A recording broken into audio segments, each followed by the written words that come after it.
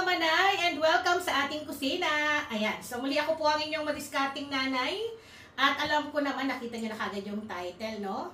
At kung mahilig ka sa kakanin at gusto mo yung pang negosyo idea na pwede kang kumita sa maliit na puhunan, bagay na bagay sa iyo to. So magluluto tayo or gagawa tayo ng suman muron.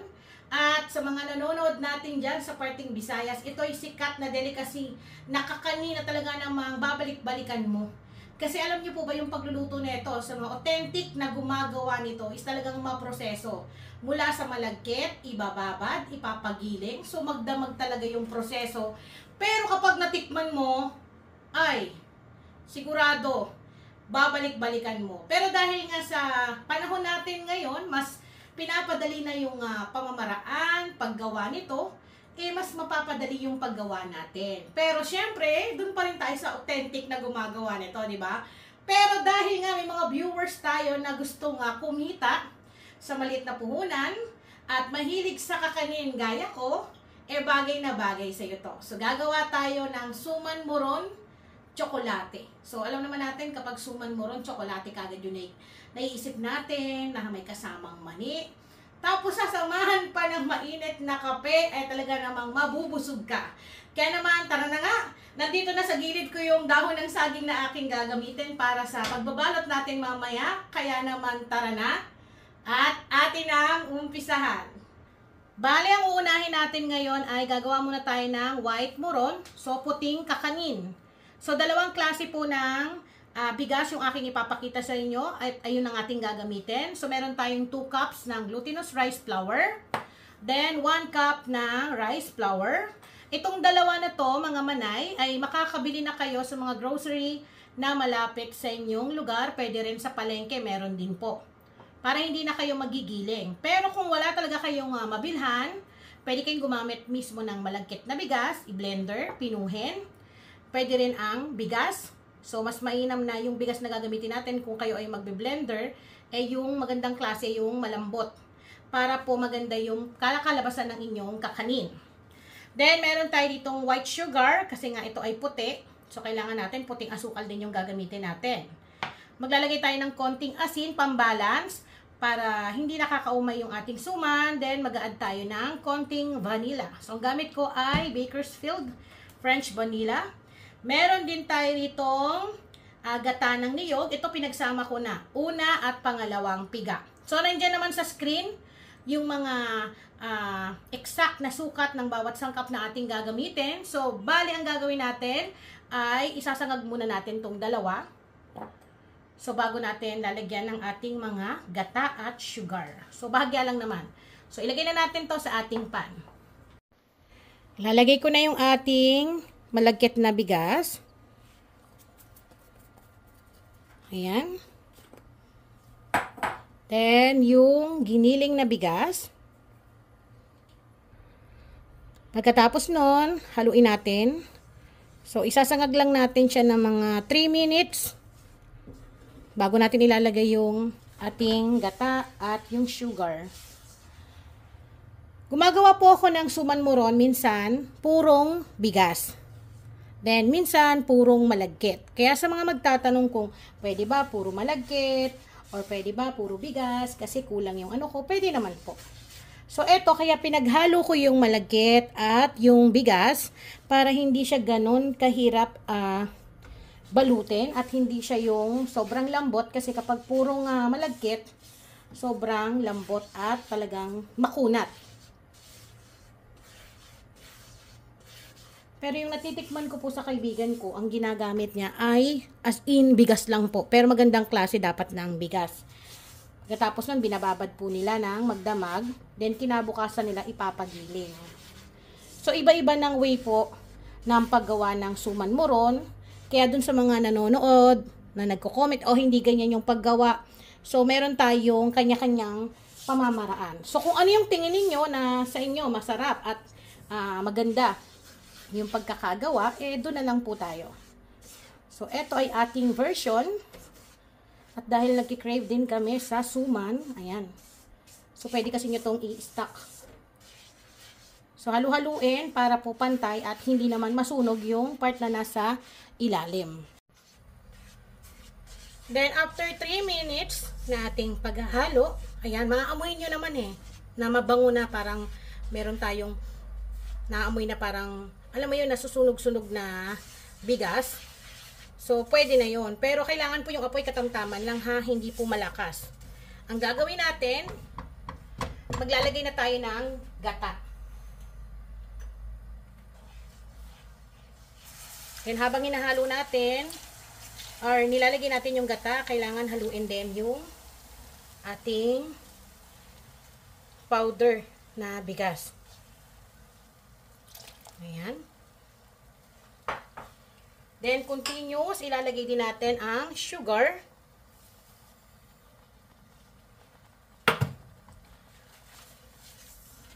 Kasi mabilis po yan magbuo.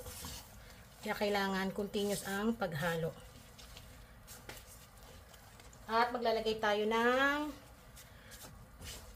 vanilla. Konti lang din. Half teaspoon. Then, halo.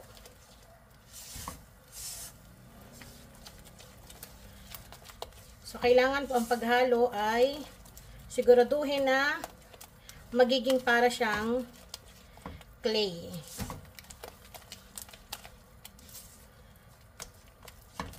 Haluin lang natin ang haluin yan hanggang sa madurog po natin yung yung ating malagkit. Or minsan ginagawa ko, gusto nyong madaliin, meron akong video neto na pinagahalo-halo na sila, then saka na lang diretsong isasalang. Hindi na tayo nagbubusa or nagsasangag ng ating malagkit.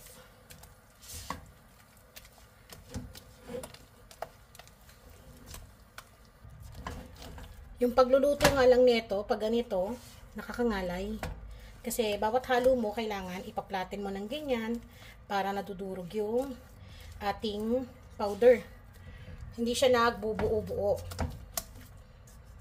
So kapag ako nagluluto mga manay, iba-iba yung technique ko para nakikita ko kung masarap ba kapag ganito yung way ng pagluluto. So kailangan hahaluin natin ng hahaluin hanggang sa kumunot yan na parang kalamay. Yan, nakikita ninyo, di ba? So wag nyo itong iiwanan para maiwasan din na masunog. Saglit lang naman to, hindi natin to kailangan totally na lutuin dito dahil ito naman ay i-steam pa natin.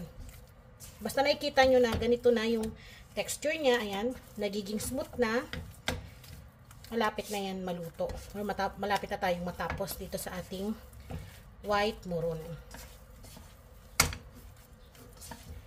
So, ayan, after a few minutes, mga 10 to 15 minutes, okay na tong ating white moron. So, pwede na natin tong hanguin dito para naman sunod natin is yung tsokolate. So, may kita nyo, ganti yung kanyang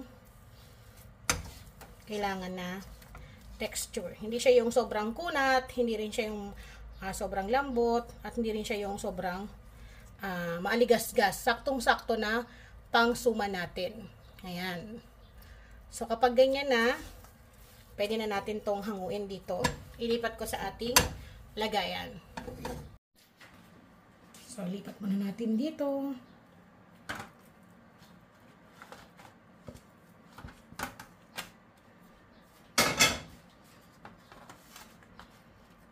Then, next natin yung tsokolate. Ngayon, ito naman yung mga kailangan nating sangkap para sa ating tsokolate. So, dito, hindi naman ganun karami gaya ng ginawa natin kanina kasi ito ay pang gitna or pang palaman natin sa loob. So, meron tayong 1 cup ng glutinous rice flour. Then, 1 cup ng rice flour. Meron din tayong 3/4 cup ng white sugar, 1/4 cup ng cocoa powder. Meron din tayo ditong 400 ml ng gata. Pinagsama ko yung una at pangalawang piga. Then, meron tayo ditong pinino na mani. So, pwede kayong gumamit ng mga happy mani, yung nabibili sa palengke, or pwede naman kayong magtosta ng mani. Then, dikdikin or food processor kung gusto nyo pinong-pino gaya nito. So, yan. Ito, mga kailangan natin is 2 tablespoon, 3 tablespoon. So, ito marami lang. Pero hindi natin to ilalagay lahat. So, gaya ng ginawa natin kanina, ganun pa rin yung procedure natin na paggawa o pagluluto ng ating tsokolate. So, ilagay natin yung ating malagkit na bigas. Next, yung bigas. Ito naman, 1:1. Ilalagay na rin natin yung ating cocoa powder. So, ang gamit ko ditong cocoa powder is yung Bakersfield.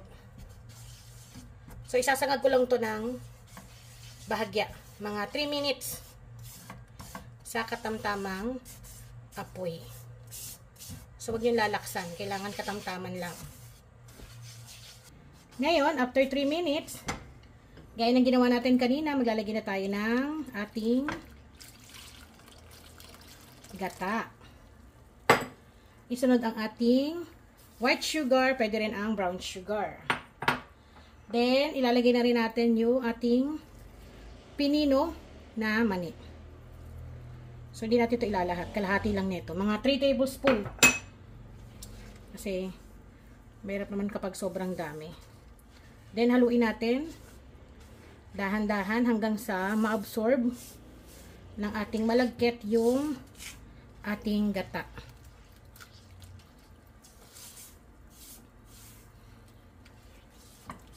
Haluin natin ng maigi. So, dito hindi ko naubos yung 400 ml na gata. So, meron akong tira. Ang gagamitin nyo lang dito is mga 300 ml. Then, lulutuin natin to sa katamtamang apoy hanggang sa yan po ay lumapot. So, kung makikita ninyo, mas matubig to compare dun sa kanina na ginawa natin sa puti. So, continuous lang ang paghalo hanggang sa yan po ay maging dough o parang maging clay din. Gaya nung kanina. So, dito kasi kailangan maluto natin na maigi naman yung ating cocoa. So, halo lang ng halo. Habang hinahalo to, dapat dinudurog nyo rin yung mga buo-buo na malagkit.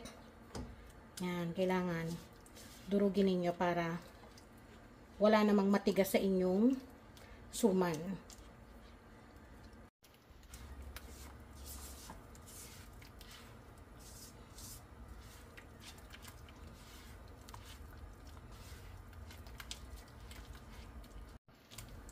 So, kung mapapansin nyo, habang tumatagal yung ating pagluluto, unti-unti na siyang nabubuo. So, continuous pa rin ang paghalo. Huwag iiwanan para hindi masunog.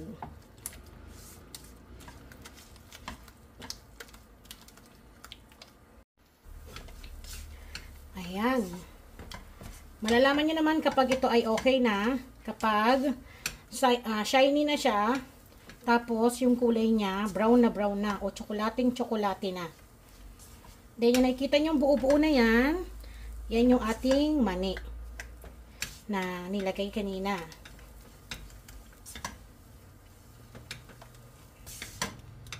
Kung wala kayong mani, pwede naman po yung tawag dito, cashew nuts.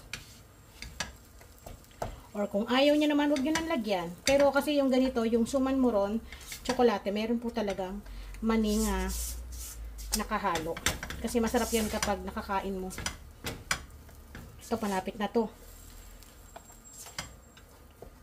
So, yung pagluluto ko rito, nasa 10 to 12 minutes lang. Ganun lang kadali. Kasi konti lang tong ginagawa natin. Pero kapag pang maramihan na po, example kilo-kilo na, pambenta na talaga, abutin talaga kayo ng mga 30 minutes to 1 hour. Lalo na kapag kawa na yung inyong niluluto. So, eto ay idea lang para makita nyo yung procedure, paano gumawa, kaysa bibili kayo. Mas maganda kapag kayo na yung magtitimpla ng sarili nyong suman. Ayan, okay na to. So, pakita ko sa inyo. Dumidikit pa ng kuha tayo ng konti. Ayan. So, kapag ganito na, pwede na yan. So, patayin na natin yung kalan at ilipatan natin to dun sa ating lagayan. Dahan-dahan natin ilagay. At eto na. Okay na tong ating pangmoron. So, ang kailangan natin is idarang yung ating mga dahon ng saging na pagbabalutan nito. Yan, may nabibili naman sa mga palengke. So, kailangan idarang natin to sa apoy para hindi siya mapunit kapag tayo ay nagbabalot na.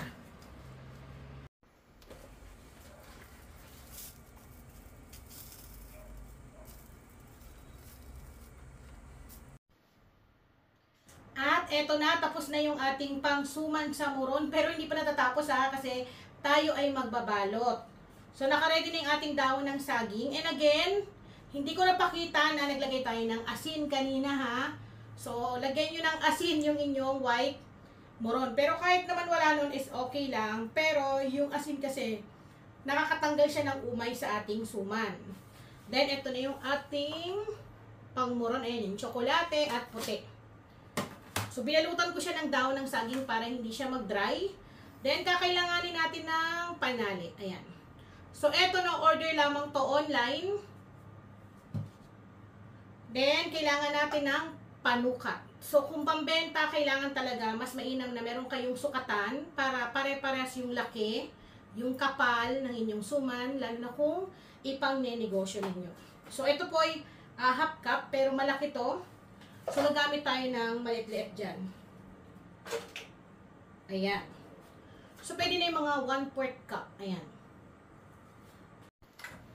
So, ang gagawin natin, gamit yung ating panukat, maglalagay tayo ng puti. Or kahit wala naman kayo nito, kapag sanay na kayo talaga, kaya nyo na itong gawin. Ayan.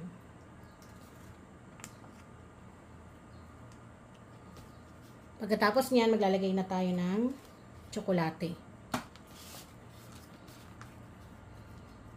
Minsan nga po, hindi talaga ako gumagamit nito eh. Kasi kapag alam mo naman na, hindi ka na mahihirapan. So, ganyan lang natin. Didiin lang natin sa ating suman. Ay, wait, baligtad. Didiin natin sa ating suman.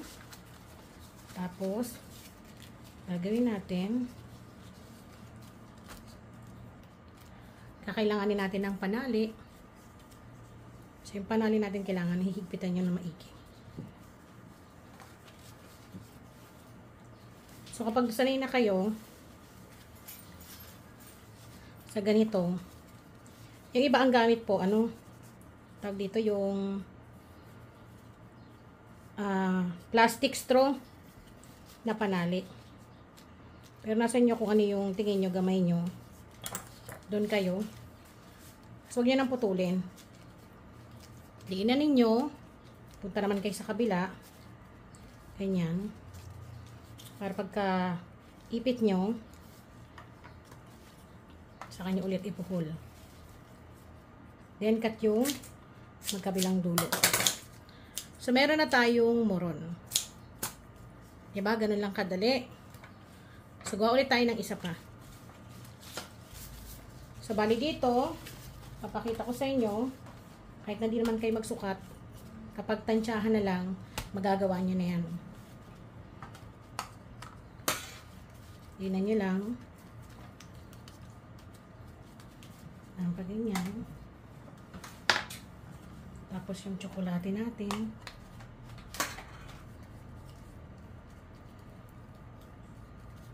Ganyan lang. Then, ikot-ikutin nyo lang. Yan. Pag naikot nyo na, siksikin. Yan ang ginagawa ko. Tapos, i-roll yun natin. Then, pipisilin nyo yung magkabilang dulo. Yan. Pag napisil nyo na, talian.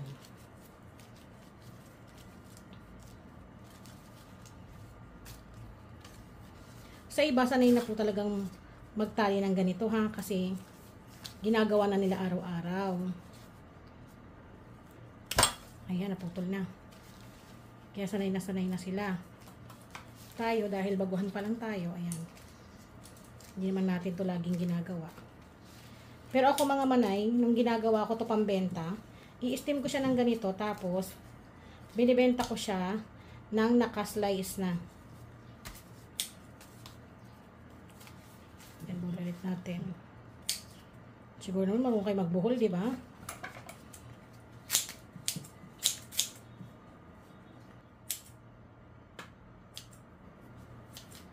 So, ganun lang kadali. Ayan. Ngayon, tapos na tayong magbalot. So, ito na yung ating gagawin. So, magi-steam na tayo. So, may nakasalang na ako na tubig at hihintayin lang natin yung nakumulo. At isalansa natin tong aking mga nagawa. Ayan, oh. So, marami rin kayong magagawa dun sa pinakita ko sa inyo na mga sangkap. Kaya kung pang konsumo sa bahay, pwedeng-pwede nyo itong gawin.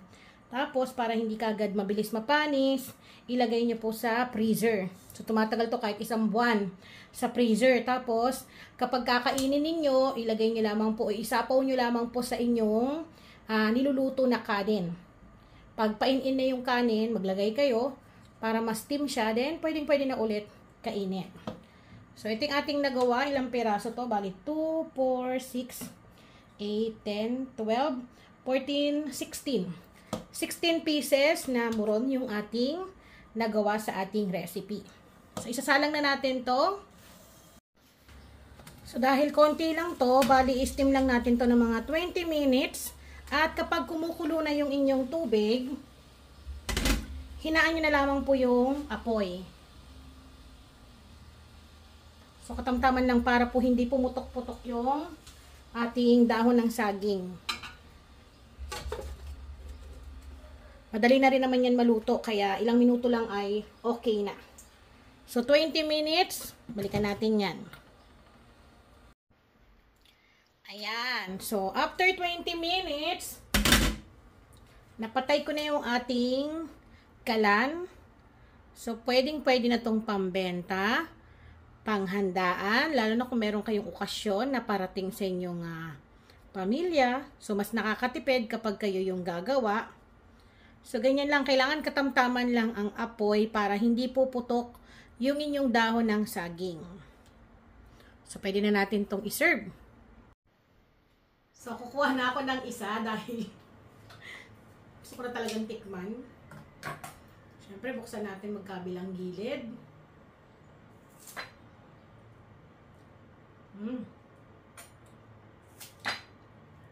Sarap nito kapag meron kasamang kape. Ito na ang ating sumang muron. Diba?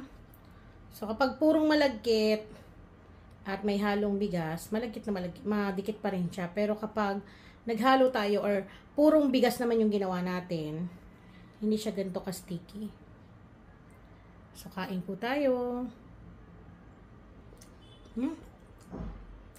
Sarap.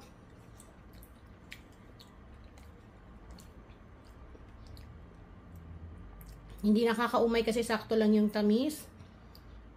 Bagay to sa kape, tsaa. Kaya mga manay, itry nyo na po ito. So ayan, muli ako po ang inyong madiskarting nanay. Maraming salamat po sa inyong panonood. At nakita nyo naman kung gaano kasimple lang yung mga kailangan nating sangkap. Walang kaarte-arte at madali ninyong sundan, madali ding hanapin yung mga ingredients na ginamit natin dito sa ating sumang muron.